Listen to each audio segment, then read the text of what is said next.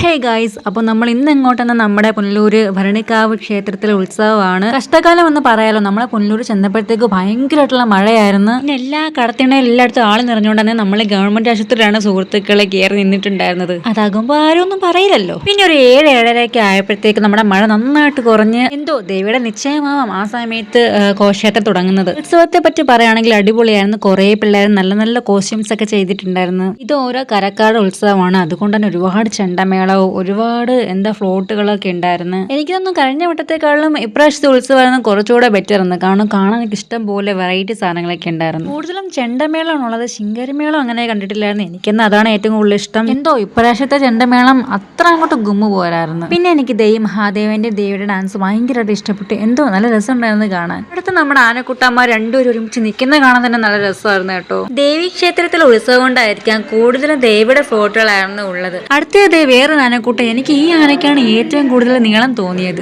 ഇങ്ങനൊരു സംഭവം ഞാൻ ആദ്യമായിട്ടാണ് ഉത്സവത്തിൽ കാണുന്നത്. അടുത്ത ഫ്ലോട്ട് നമ്മുടെ മഹാദേവൻ ഗണപതിയുടെ തല അറ്റിട്ട് പിന്നെ ആനത്തല്ല കൊണ്ട് വെക്കുന്നതാണ്. ഇഷ്ടംപോലെ ഫ്ലോട്ട് ഉണ്ടായിരുന്നു. എനിക്ക് എല്ലാം എടുക്കാൻ പറ്റിയില്ല. പിന്നെ എല്ലാ വീഡിയോസ് ഇട്ട് കൊളവാക്കണ്ടെന്ന് കരുതിയിട്ടാണ് കട്ട് ചെയ്ത് കുറച്ച് വീഡിയോസ് മാത്രം എടുത്തിട്ടത്. അപ്പോൾ ഇന്നത്തെ ഉത്സവത്തിന്റെ കുഞ്ഞു വീഡിയോ ഇത്രയുള്ള വീഡിയോ ഇഷ്ടപ്പെട്ടാൽ ചാനൽ സബ്സ്ക്രൈബ് ചെയ്ത് സപ്പോർട്ട് ചെയ്യാൻ മറക്കല്ലേ. ബൈ.